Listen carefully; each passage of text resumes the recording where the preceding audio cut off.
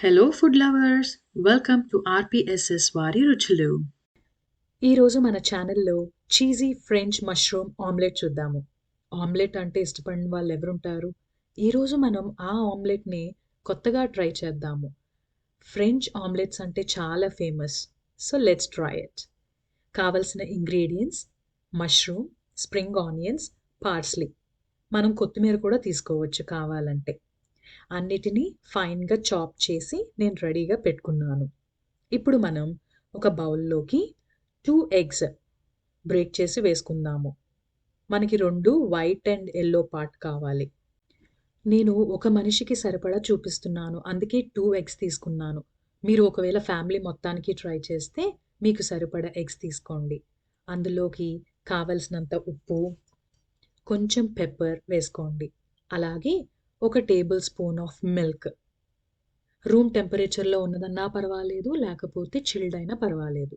అన్నిటినీ శుభ్రంగా కలుపుకోండి. అలాగే ఒక 1/4 టీ స్పూన్ ఆఫ్ ఆర్గాన్జో డ్రై దొరుకుతుంది అది.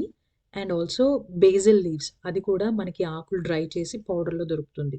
ఈ 2 కూడా వేసుకొని మిక్స్ ఇప్పుడు ప్యాన్‌లో మనం బటర్ తీసుకుందాము. నేను ఒక చిన్న స్లైస్ ఆఫ్ బటర్ వేసుకున్నాను. బటర్ లేకపోతే ఆర్డినరీ ఆయిల్ కూడా మనం రెగ్యులర్‌గా యూజ్ చేసేది వేసుకోవచ్చు. అందులో మనం ముందుగా చాప్ చేసి పెట్టుకున్న పుట్టగొడుగులు, మష్రూమ్స్, స్ప్రింగ్ ఆనియన్స్ వేసుకొని కలుపుకుందాము.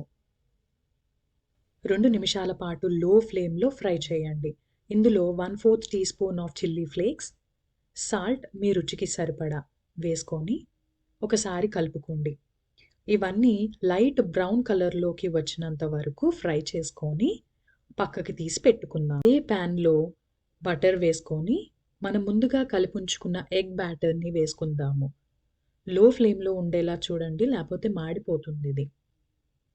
కొంచెం కొంచెంగా సైడ్స్ నుంచి గ్రాబ్ చేస్తూ పైనున్న ఆ లిక్విడ్ బ్యాటర్‌ని కిందకి వచ్చేలా చూడండి. దీనివల్ల లేయర్స్ ఫార్మ్ అవుతుంది. ఇప్పుడు మనం 3 table spoons of shredded cheese, అది మీరు ప్లెయిన్ వైట్ అన్నా తీసుకోవచ్చు, లేకపోతే మిక్స్డ్ అన్నా తీసుకోవచ్చు. దాన్ని మనం ఆమ్లెట్ మొత్తంగా చుట్టుపక్కల వెళ్ళేలాగా స్ప్రెడ్ చేసుకుందాము.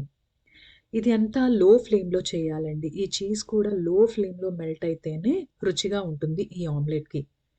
మనం ముందుగా ఫ్రై చేసి పెట్టుకున్న మష్రూమ్స్‌ని దానిపైన సైడ్‌కి వేసుకోండి. ఎందుకంటే మనం ఆమ్లెట్‌ని ఫోల్డ్ చేసేటప్పుడు అవి కింద పడకుండా ఆమ్లెట్ ఎడ్జెస్ ఎప్పుడైతే మనకి ప్యాన్ నుంచి సెపరేట్ అయిపోతుందో మనకి ఆమ్లెట్ వెల్ కుక్ అయినట్టు.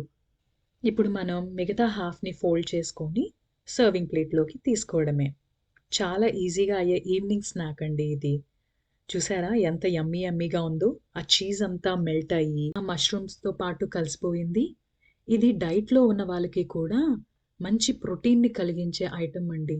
పిల్లలైతే అస్సలు వదలకుండా తింటారు. మిమ్మల్ని మళ్ళీ మళ్ళీ అడిగి మరీ చేయించుకుంటారు. ట్రై చేసి నాకెలా ఉందో చెప్పండి. ఈ వీడియో మీకు నచ్చినట్టయితే please subscribe to my channel. Do like and share with your family and friends. Thank you.